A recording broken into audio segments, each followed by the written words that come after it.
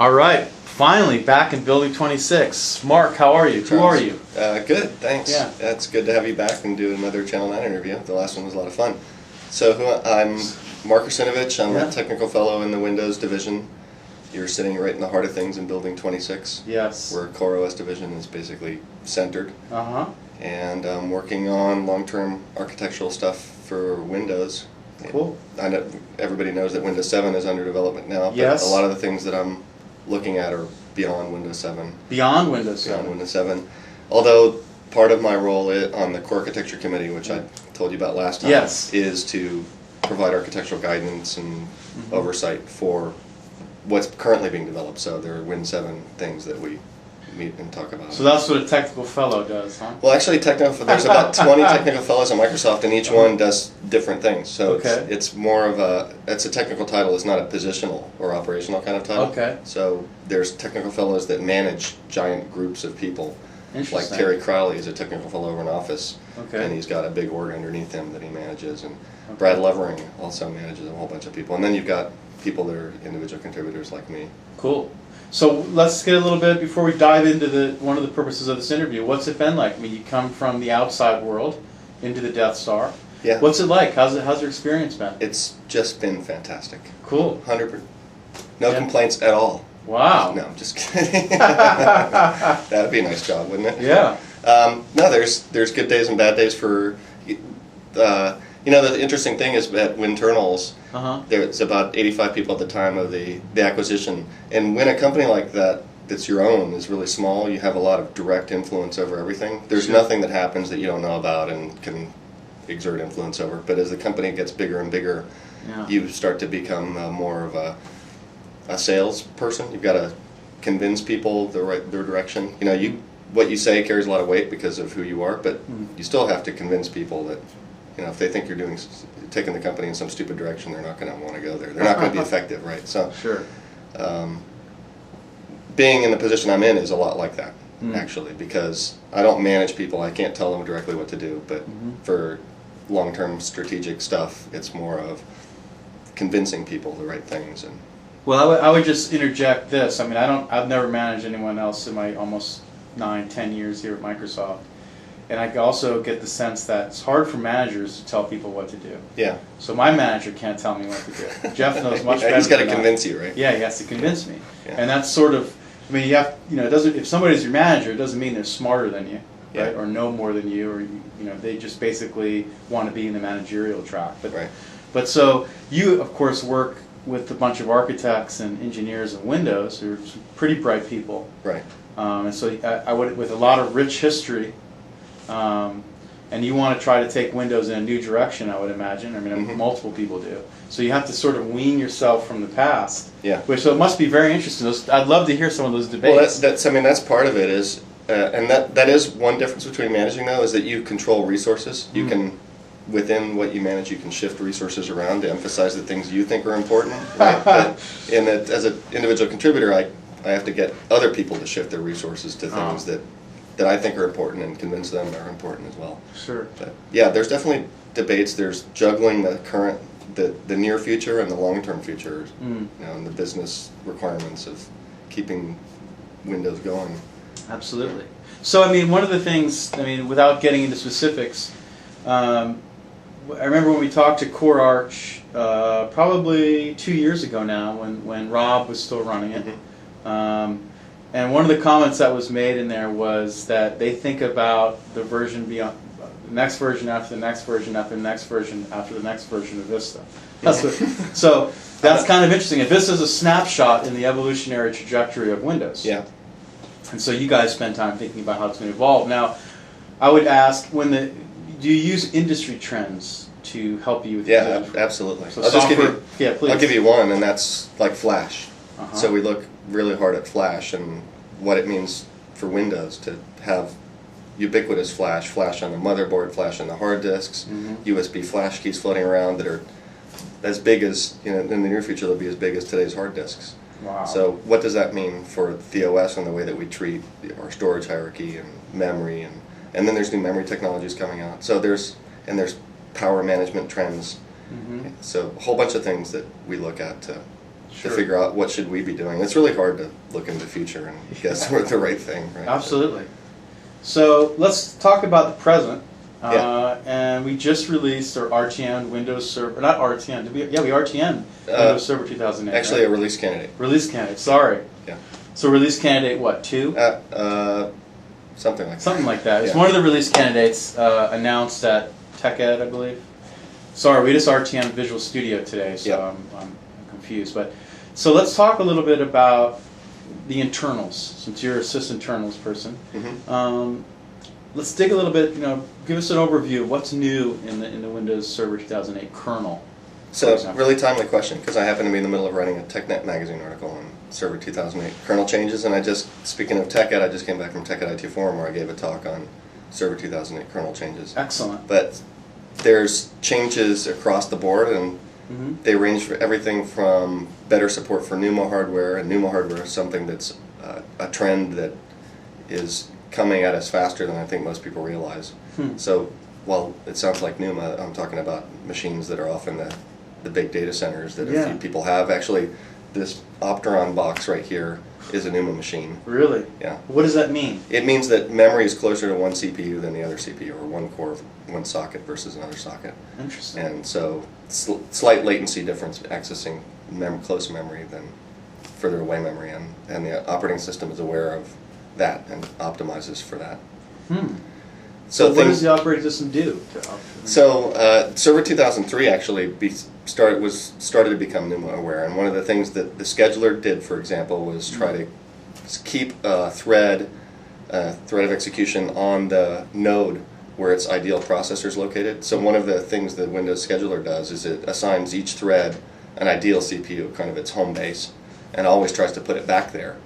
The idea being that if a thread gets put back on its CPU that it was just running on, that there's stuff in the cache that's warm for it, and it doesn't have to rebuild that data.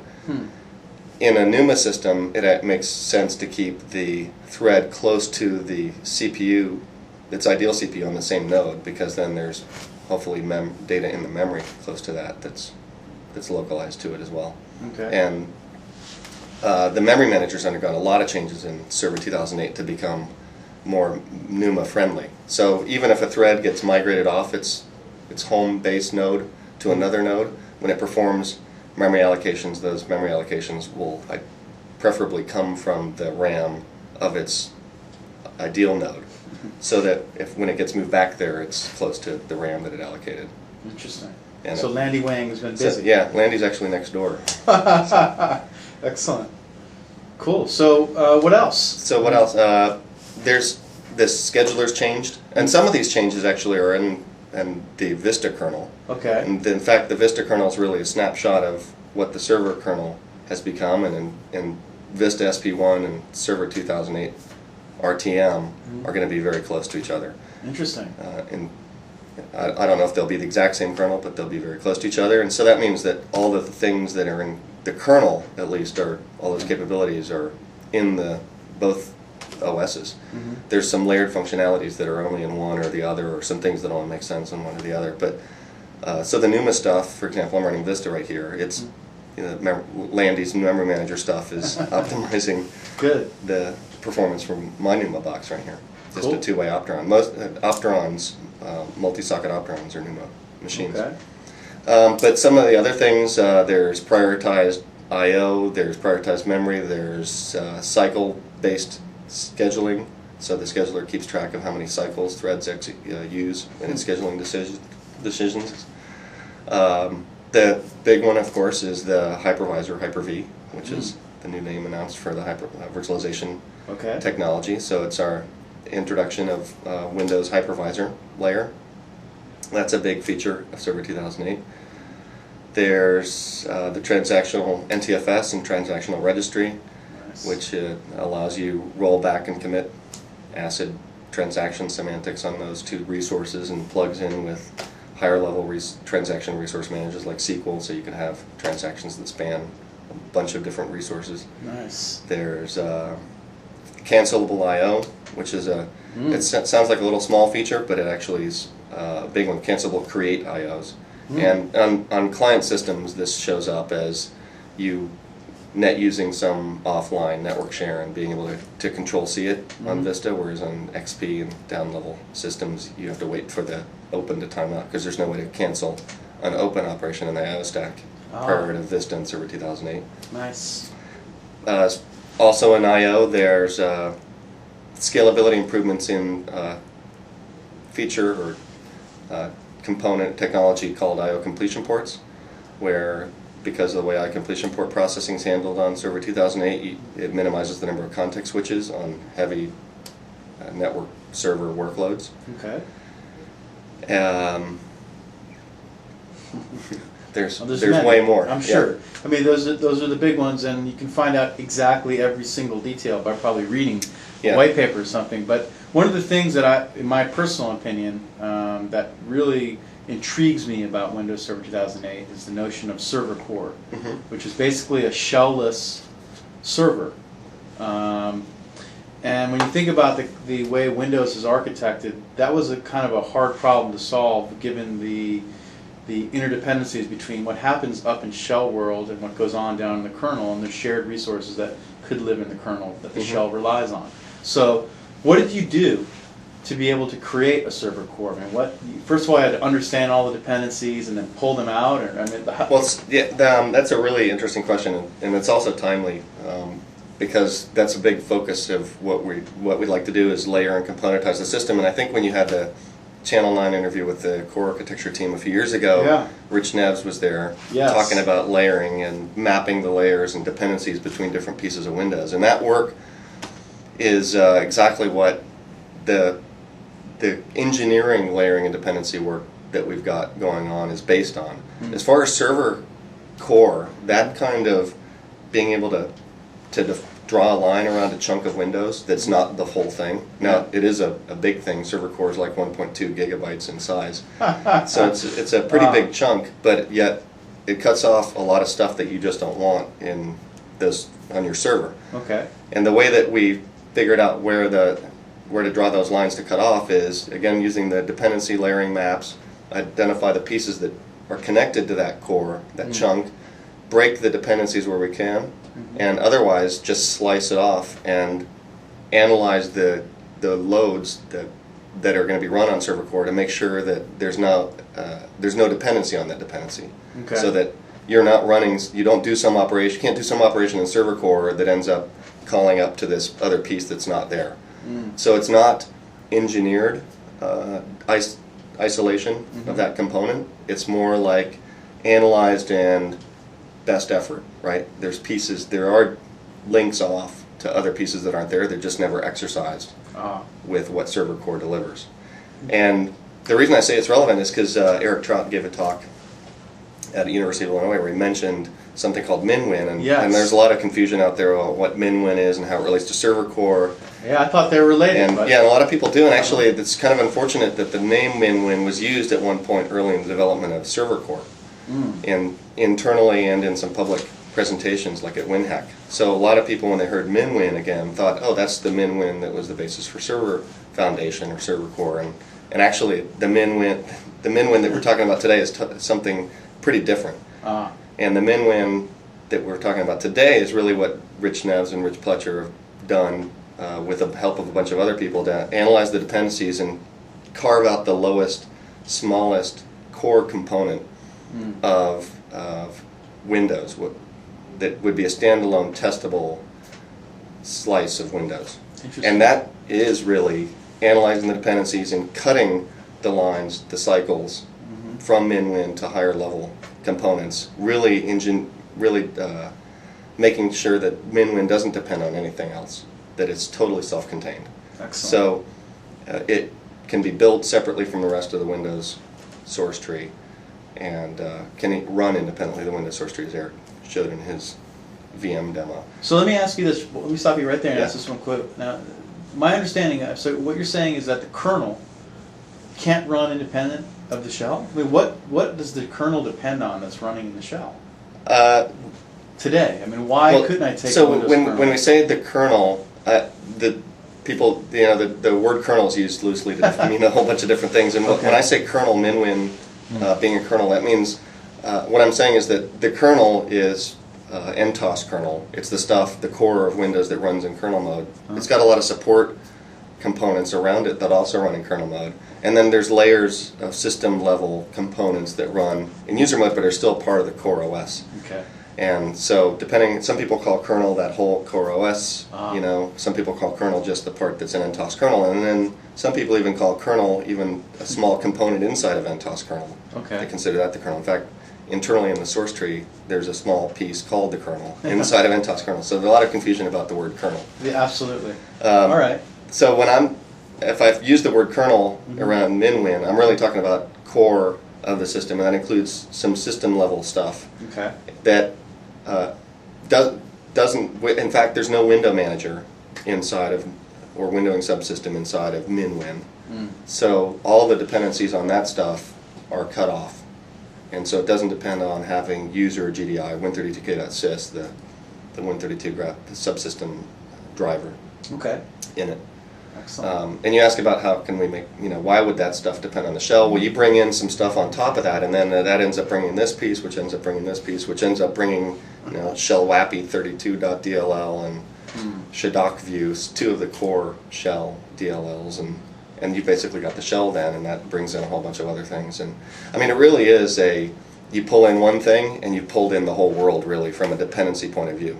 Interesting. So that's really what ServerCore really is. You pull in one thing and you've really pulled in the whole thing. What they've just done is snip lines, snip those lines with the scissor basically, where you still bring it in, but because nothing you're doing will ever exercise those lines out, it's okay. Excellent. Well, that's really cool. So, one of the things that's interesting about componentization is the ability to enable rapid innovation in various parts of the system. So, clearly that's a big thing on your mind right now, as you mentioned, as Windows evolves. But anyway, we won't diverge too much, but I'm really interested in the idea of the evolution of Windows, because I've seen it go through various iterations. So let's talk a little bit more about some certain things. One of the things that was mentioned in that interview was fast RPC. Whatever happened to that? Fast RPC? Yeah, like I said, that's what one of the I can't what remember the interview guy's is name. The very gregarious guy in that interview. I don't know. He's been in Microsoft forever. This is the one with Eric Cott's presentation? No, this was actually before that. This was actually, yeah, I know. So the Channel 9 interview with Corey. Yeah. Anyway, there's a random one for you. Maybe Fast RPC. Well, there's something called Advanced LPC, which is in Vista in Server 2008, which is better performing. That's probably local procedure call. Okay, yeah. Functionality. All right. So that might be what you're talking about, and that is in the kernel, but I don't know without going back and looking at that. Sure, that's fine. So let's get you on the whiteboard and draw out. Let's draw the kernel and its components and your definition of kernel. All right. I certainly take you as being authoritative on that definition over myself. And it's always fun to get technical fellows and architects up on the whiteboard. So yeah, let's draw it out. See what we got going on here for 2008. You've got NTOS kernel here, and abbreviated with NTOS right there. Okay. Running in kernel mode. So we've got the user mode, kernel mode boundary here. Yep. And that's just kernel. You can spell kernel. Other pieces that you've got in kernel are basically the drivers. So device drivers. You've got Win32k.sys down here, which is another big piece of the system. And this has user and GDI components. User being the window management stuff, and GDI being the window graphics related functionality. So this is bitmaps and drawing lines and bit blitting. Okay. This be sending messages and creating windows. Then you've got the hardware abstraction layer under here, the HAL, and then the hardware down here. And the hardware abstraction layer basically manages the parts of the system, motherboard, and CPU, the I/O controller. Okay. That basically it acts like a device driver for the motherboard. Cool. And where does the hypervisor live? So the hypervisor, this is running at ring 0 and ring 3, ring 3 of the x86 architecture. The hypervisor is running at a layer down here. Nice. So this, just to abbreviate hypervisor with the big H little v, and then on top of the hardware right here. Okay. And this new layer we call -1, which is, we call it -1 because it sits underneath ring 0, has full control of the hardware and can gate control even for something running in what's traditional ring 0. And this is made possible with the virtualization assists that are in modern AMD and Intel processors. Excellent. Cool. And in the, might as well take this and tell you about our hypervisor architecture, which is a little bit different than absolutely. other people's, if you want to Cool. see that. Yes. And basically, very simply, we've got the hypervisor here, running as basically a substrate on top of the actual hardware. And we've got something that we've got here, the root partition, which is running this is rings, and this would be the virtual machine management stack up in user mode, and then the kernel and TOS and the HAL here, and then device drivers like I showed before, and Win32. You can tell I don't write much anymore. No, you everything's typing. Yeah, I bet. Thinking and emails and papers. And this root partition, this would be typically would be ServerCore. Okay. Running the virtualization role. And this root partition basically has control of the machine. And that allows the device drivers to talk directly through to the hardware from this partition of the machine. And then you've got other partitions, and you come across various names for these other partitions. I'll call them child partitions here, because they're really, or they're also guest partitions, child 1 and child 2, and then these are running their own ring 3 and ring 0s with their own operating systems. So if they're running Windows, they'd be in TOS, and up here apps in each of these. And they don't have direct access to the hardware, because that would be a violation of the security guarantees that we're making around these child partitions. Sure. The child partition can't take over the root partition, can't see into other child partitions, can't control other child partitions.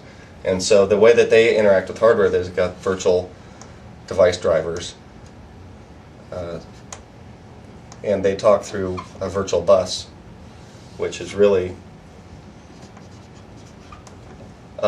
something built on top of the hypervisor to allow communication between the guests and the roots, so that the virtual device drivers can make requests of the real device drivers through this virtual bus, and then that gets into virtualization software inside the root, which then would redirect those IOs down to the real hardware. So the other architecture, the virtual hypervisor architecture of other companies, which will remain nameless, are slightly different than this, in that their hypervisor runs on a full-blown OS with device drivers down here. And what that requires from them is specialized device drivers for this specialized operating system that they've got here.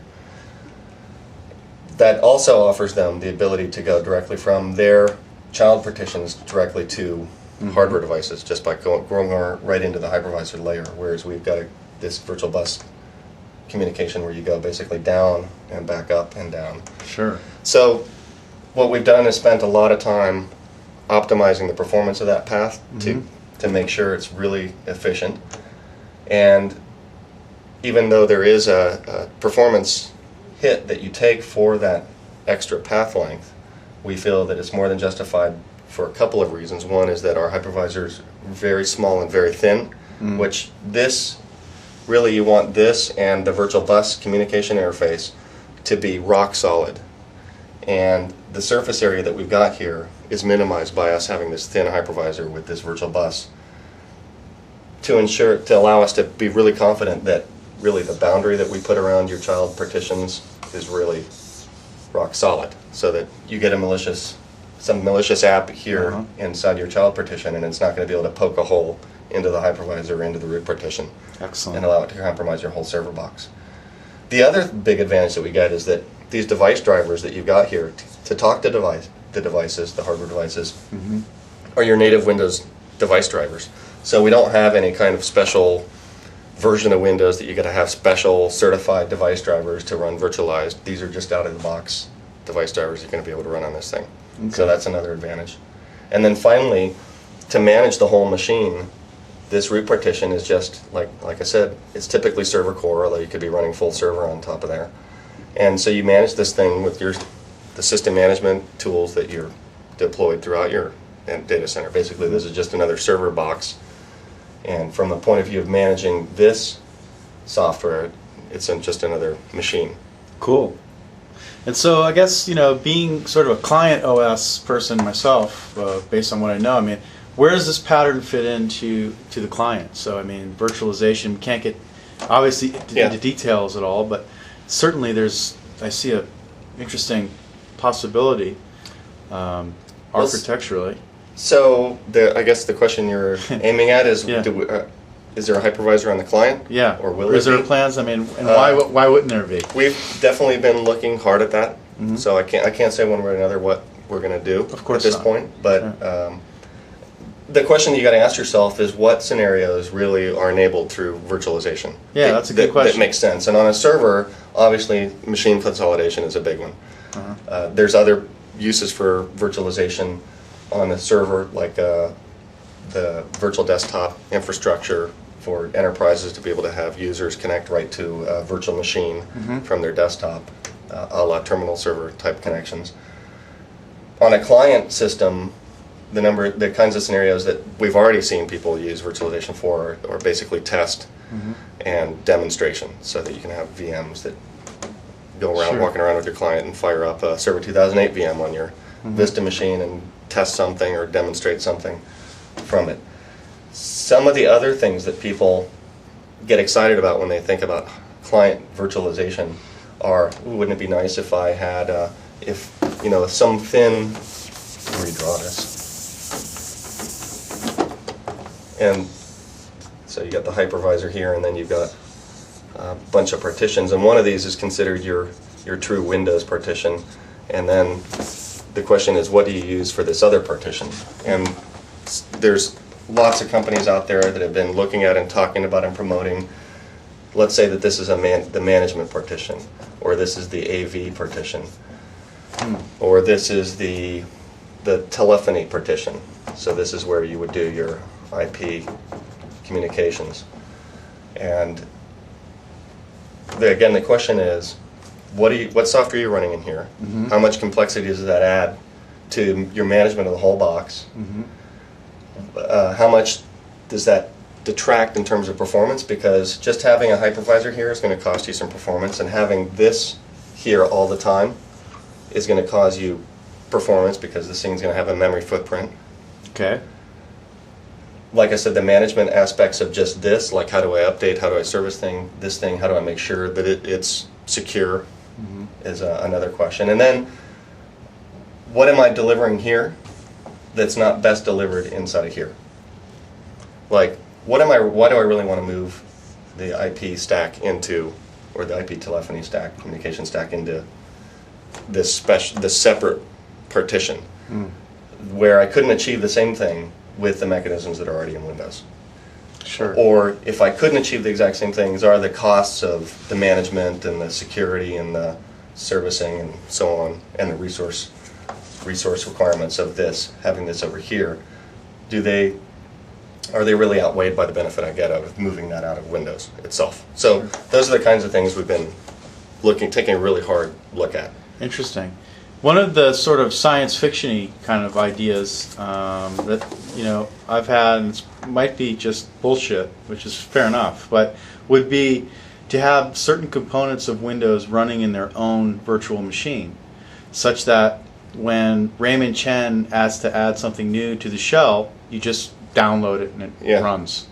So, of course, that's so much easier said than done because of all the complexities, but that's one of the things I was thinking that would be interesting use of virtualization. So I think that kind of virtualization you're talking about, this is machine virtualization. Okay. And then the virtualization you kind of alluded to there is application virtualization. So a lot of people watching this are probably familiar with SoftGrid and Softricity, which is a company that was Microsoft acquired a little over a year ago. Cool. And SoftGrid is part of the Microsoft Desktop Optimization Pack, and that is application virtualization. So that kind of virtualization is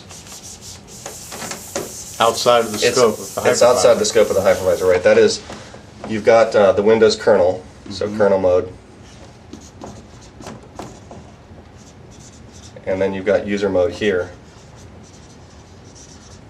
And then this app, Office is one of the big commonly virtualized apps with SoftGrid, is now running in a bubble, so that when Office makes changes to the registry, those changes go to virtual registry, just call it VR, whereas Office, another instance of Office might be running here not inside of SoftGrid, and when it makes changes to the registry, it goes to the real registry.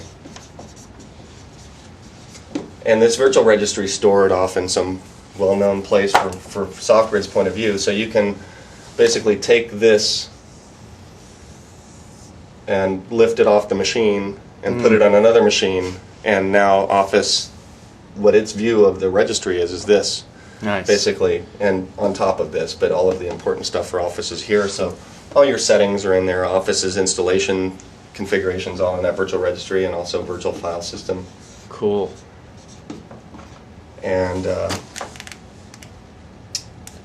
all the changes that you make when you're interacting with this are isolated into this blob right here. So this virtualization has a lot of benefits that people got really excited about, like the fact that it's zero touch on the client.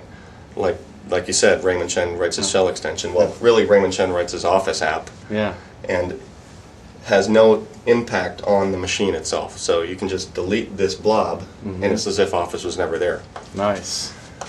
That's very interesting. Yeah. So what the reason, though, that what SoftGrid does with this virtual registry and virtual file system is it's aimed at legacy applications that aren't written to be virtualized. So they or not separate their state very well. So they mingle their state, their user state, with their application state. They also mingle their own state with the state of the machine. So Office might make changes to the state of the machine, like installing things in the program files directory and making changes to the HKey classes root, the COM registration database. If we had a model where applications can make those kinds of configuration changes and do them in such a way that it's architected not to have an impact on the machine, or at least where we know exactly where those changes are, then we wouldn't need this virtual file system and virtual registry. So the virtual file system and virtual registry are basically there for legacy apps, to be able to contain them, make them think that they're running, on the bare OS, on bare Windows. Sure. But really, we're watching what they do and capture those changes so that they can be so we know we can watch the changes, know exactly where the changes are, and then rip them off. Cool. And only it sees them. That's a really interesting technology. So, what else should we talk about here regarding Windows that we can discuss? I mean, you touched a little bit on MinWin, so let's do. I mean, MinWin is not ServerCore, the other way around. So everybody get that out there. Okay, I understand that now. Good. All right. And your definition of kernel is more than just nt-kernel.dll. Well, I don't know if I've got basically even if I have my own definition, other people use the word, and I've got to adapt to how other people use the word kernel. Of course. So, but when I talk about kernel, really what I typically mean is NTOS. Okay. And closely associated system service layer, which is up here in user mode, NTDLL. Cool. NTDLL.dll. In any case,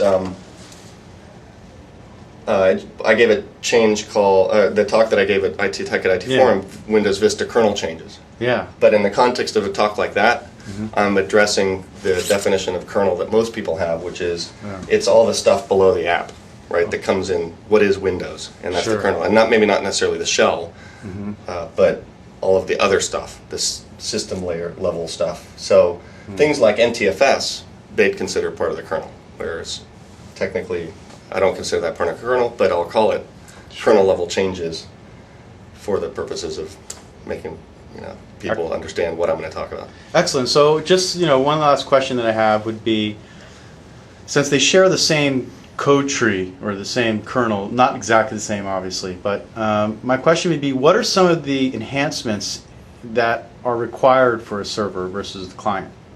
Right? They both need to be secure, but one of them is getting pounded with constant usage. Right.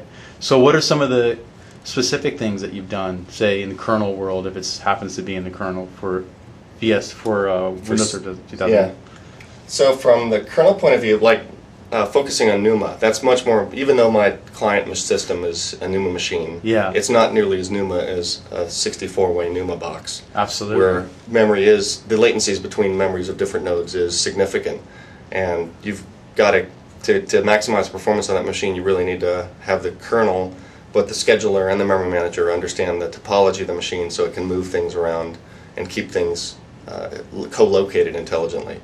So that is, like the NUMA work is mostly focused on the server side of things. There's the security stuff you mentioned, and security is important for client and server. So the ASLR, the address space load randomization, and the data execution prevention stuff applies to both. The service security hardening stuff, which is some stuff that was introduced in Vista and has evolved a little bit further in Server 2008, where, especially on servers, you've got services that are sitting out on the network, and somebody figures out a way to exploit them and get code running in them. You want, even despite ASLR and DEP, you want to constrain that infestation to just that process and just the resources that service would require access to. Excellent. So we've got this principle of least privilege around the services. Really, I see that as more server focused than client focused, but it applies to both. And that's a step in the evolution further down that path that we've made in Server 2008. Some of the changes actually apply to client and server, and you need both sides to really work well. So one of the big investments is in a brand new network file system protocol, SMB2. Which was introduced on the client side in Vista and on the server side in Server 2008. And so with SMB2, it overcomes a lot of the limitations of the original SMB protocol, which is also called the Common Internet File System Protocol, CIFS. The limitations of that protocol, which were developed 15 years ago, are that it assumes certain data transfer characteristics that don't make sense anymore, like small buffers. The largest buffer SMB can transmit about 60K of data in one I/O.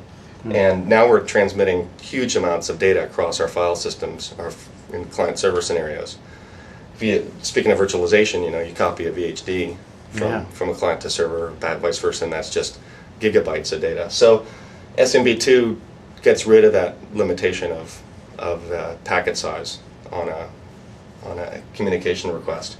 We've also it's more focused on WAN environments where there's a latency between the client and server, so now there's batching of operations back and forth to minimize the number of round trips.